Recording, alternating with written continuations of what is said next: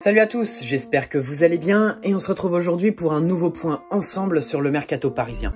Allez, on démarre avec le dossier le plus concret du moment. Lucas Paqueta est la priorité de Leonardo pour cet hiver et les discussions ont déjà commencé. Le joueur est intéressé et on parle même d'un contrat de 4 ans assorti d'un salaire de 3,5 millions d'euros annuels. Le PSG est prêt à proposer 30 millions d'euros très prochainement pour tenter d'avoir Paqueta dès l'ouverture du marché de janvier.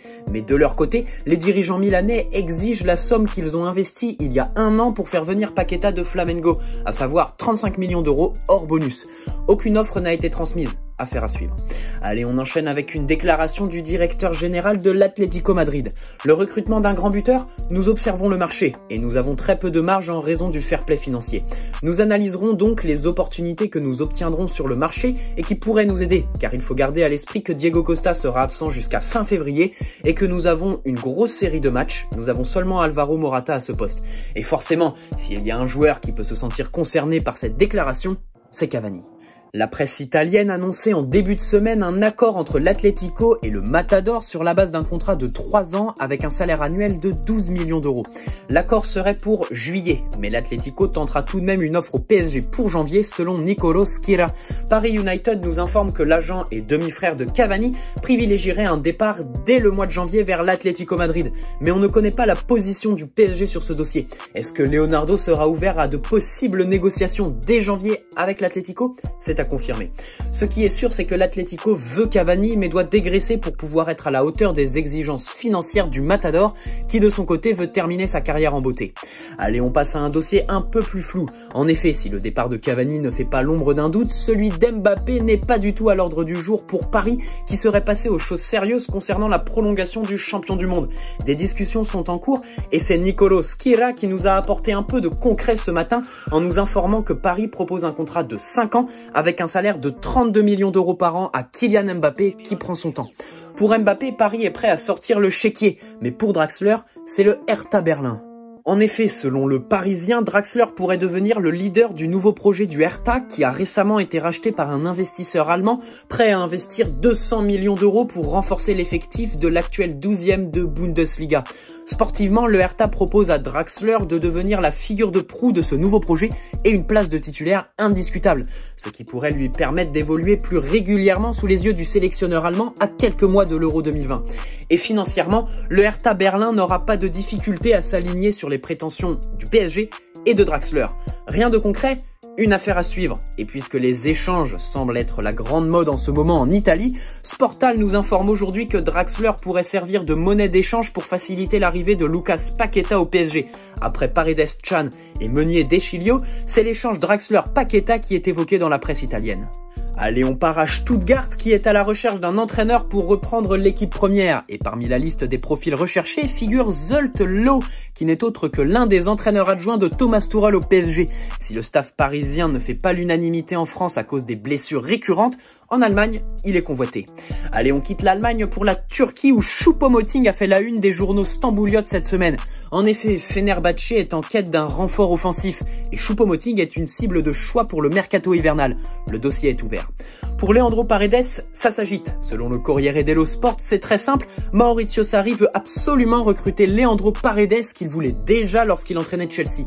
Paris est ouvert à toute négociation et on le sait tous, c'est un échange entre Emre Can et Paredes qui est au cœur des discussions. Mais toujours selon le Corriere, le PSG voudrait en plus d'Emre Can récupérer un petit chèque de la Juventus dans cette transaction.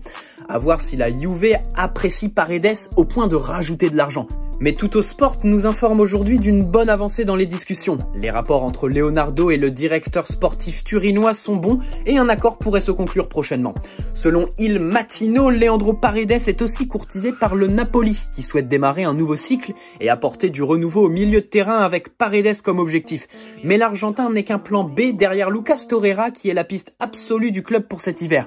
Si la piste menant au milieu d'Arsenal venait à échouer, Naples passera à l'action pour le milieu parisien qui est devenu convaincant sur le terrain ces derniers temps. Paredes plan B de Naples en cas d'échec avec Lucas Torreira, Kurzawa plan B de l'Inter Milan en cas d'échec dans le dossier Marcos Alonso. En effet, Antonio Conte apprécierait le profil de Kurzawa et l'Inter aurait prévu de se jeter sur Layvin Kurzawa en cas d'échec avec le pensionnaire de Chelsea. J'ai reçu pas mal de commentaires concernant ce dossier. Eh bien, l'échange Meunier-Deschilio n'avance pas, aucun chiffre n'a filtré et aucune avancée dans les discussions n'est à signaler.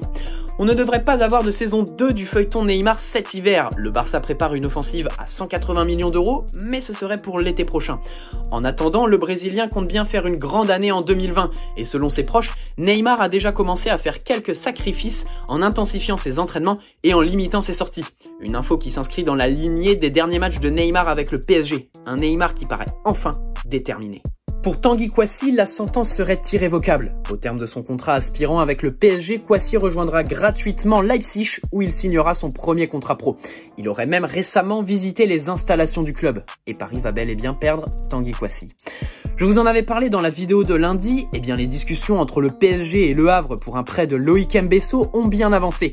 RMC annonce cet après-midi que le jeune Parisien est d'accord pour rejoindre le club entraîné par Paul Le Guen dans le cadre d'un prêt. Mais avant cela, Mbesso devrait prolonger son contrat avec le PSG.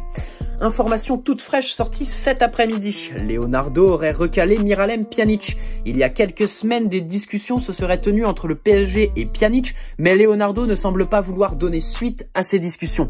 Le Brésilien ne serait pas chaud à l'idée de récupérer Pjanic et serait un frein important au dossier. Allez, un mot sur nos anciens avec Zlatan qui devrait, sauf retournement de situation, retourner à l'AC Milan dans les tout prochains jours. Il n'y a plus beaucoup de doutes. Ibra va faire son grand retour à Milan et devrait être présent à la reprise de l'entraînement au Milan AC le 30 décembre. Selon la Gazzetta dello Sport, c'est un contrat de 6 mois avec une année en option et un salaire allant de 3 à 4,5 millions d'euros selon certains objectifs qui attendraient le géant suédois en Italie. À 38 ans et dans un club en perdition, on souhaite bonne chance à une légende de notre PSG. Allez, on finit avec une déclaration de Ricardo Pereira qui s'est prononcé sur une possible arrivée au PSG. Et visiblement, cette déclaration ressemble plus à un appel du pied.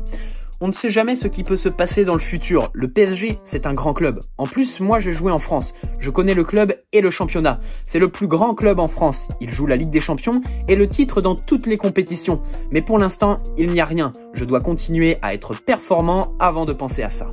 Rappelons que le latéral droit de 26 ans est estimé à 40 millions d'euros par Transfermarkt. Et je peux déjà vous annoncer que j'en parlerai prochainement dans une vidéo. Voilà, c'est tout pour aujourd'hui et ce point sur le mercato parisien.